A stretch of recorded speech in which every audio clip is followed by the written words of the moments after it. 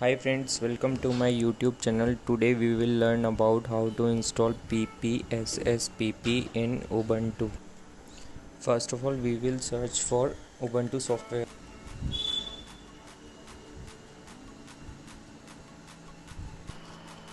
Now here we will search for PPSSPP.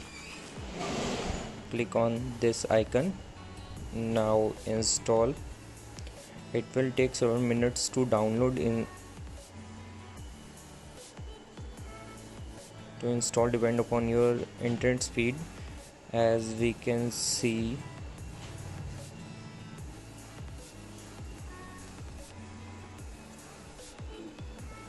here are some thumbnails related to the software. It is a 235.3 MB large application. It has downloaded. Now we will